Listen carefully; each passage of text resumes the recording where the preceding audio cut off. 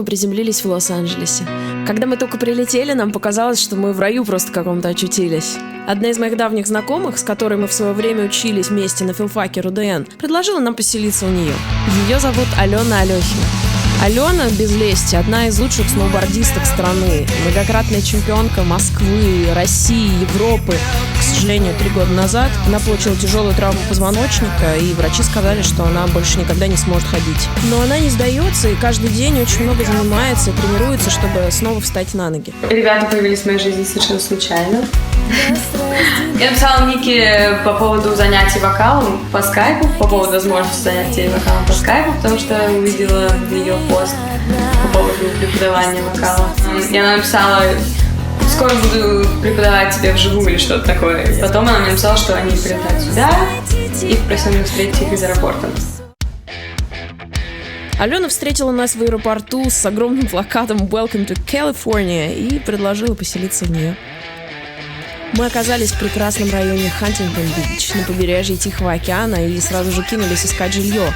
Но в этом районе жилье оказалось очень дорогое, поэтому мы стали искать что-нибудь подешевле в городе неподалеку под названием Лонг-Бич.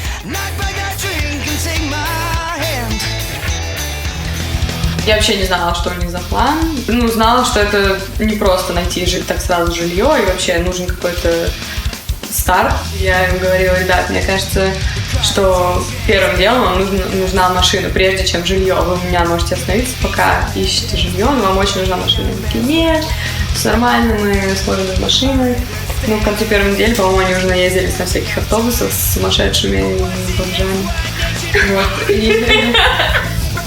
О да, общественный транспорт здесь имеет невероятный колорит. В автобусах ездят бомжи и всякие странные люди. Один человек мне даже рассказал, что убил кого-то, начав разговор просто с комплимента моей татуировки.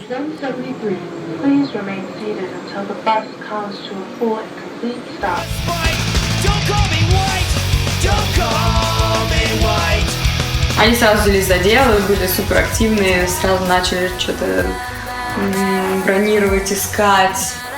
Первое же утро я проснулась и думала, что они такие будут первый день раскачиваться, тем более у меня здесь столько возможностей отдохнуть и хорошо провести день, и пойти на пляж, и почилить у бассейна. Вместо этого я проснулась в первый день, часов в 9, ребят уже не было, они уже пошли что-то там искать и разруливать какие-то вопросы. И так было почти каждый день.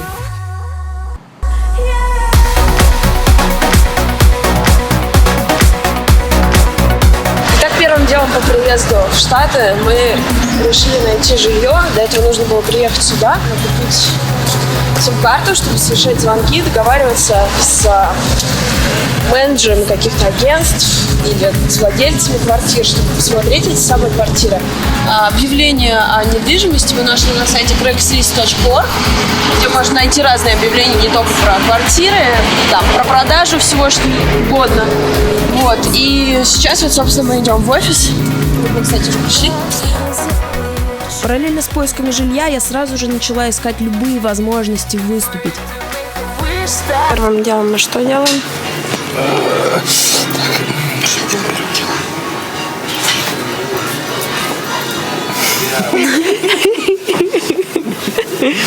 Мы покупаем гитару. Мы покупаем гитару. И кепку Эрни Бол. Да? Нет.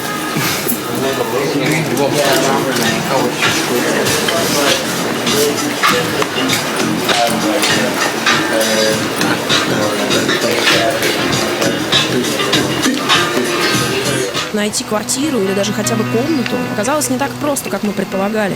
Где-то от нас требовали документы, которых у нас нет, где-то просили оплатить сразу большую сумму вперед. Спустя, наверное, 2 недели они объявили, что они нашли квартиру, что съезжают. Мне даже было как-то грустно так скоро с ними расставаться. Мы нашли квартиру и очень обрадовались этому обстоятельству. Многие факторы складывались, как нам казалось, позитивно. То есть хорошие хозяева, хорошее место, район просто шикарный. И, конечно, цена нас смутила очень поначалу, потому что это было всего $950 за месяц.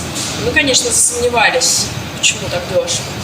И ребята нам сказали, что они работают в moving company, и у них много точек для жилья, и они постоянно перемещаются, им надо что-то просто сдавать максимально просто. Нас попросили заплатить кэшем, и девушка, которая, кстати, оказалась русской, объяснила, что какая-то другая девушка, которая смотрела квартиру, пыталась провернуть операцию с фальшивыми чеками. И, в общем, мне в тот момент это показалось достаточно логичным. За день до того, как мы заселились, у меня было что-то наподобие интуиции, что-то наподобие прозрения. Я себя очень плохо чувствовал, меня прям буквально штормило. И я думал, что это я перепил кофе, переслушал тяжелой музыки в этот день. Но, как показала практика и как показало время, на самом деле я был прав в своих ощущениях, потому что на следующий день случилось нечто не очень хорошее. Я открываю дверь, и уборщица спрашивает меня: «Are you going to move out?»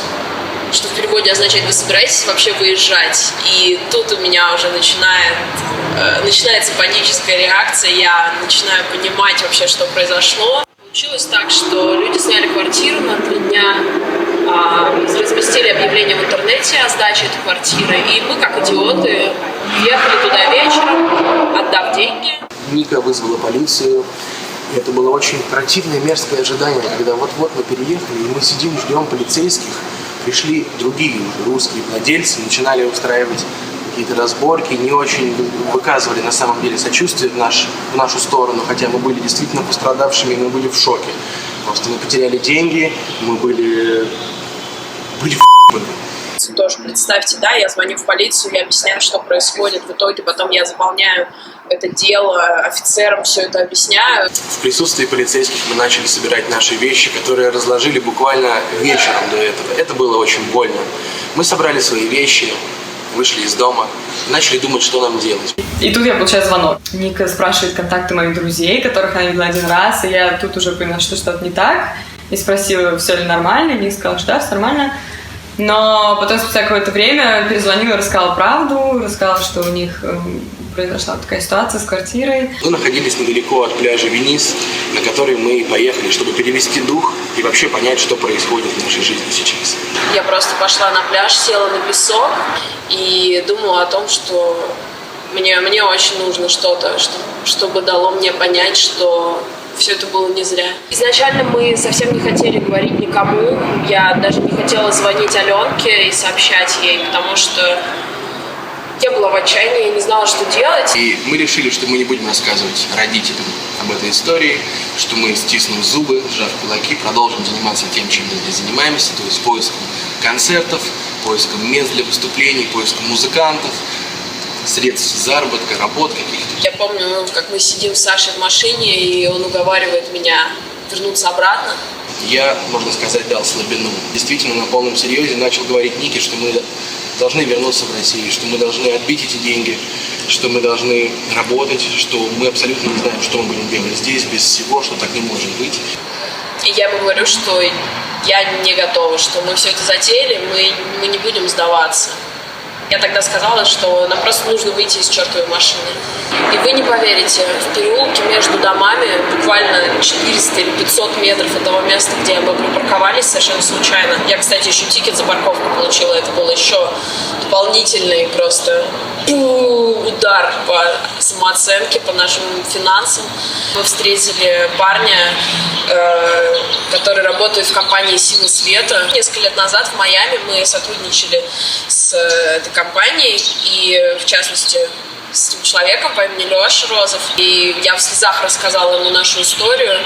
Я ему сказала: ребята, я подумаю, чем вам можно помочь. В тот вечер мы вынуждены были вернуться к Алене, как промокшие, попавшие под град птенцы. И я, конечно, была рада принять ребят обратно, и я прям чувствовала, что им нужны мои объятия и какое-то вообще место, где бы они почувствовали себя в безопасности на какое-то время, потому что это такое ужасное чувство, когда тебя так обманывают.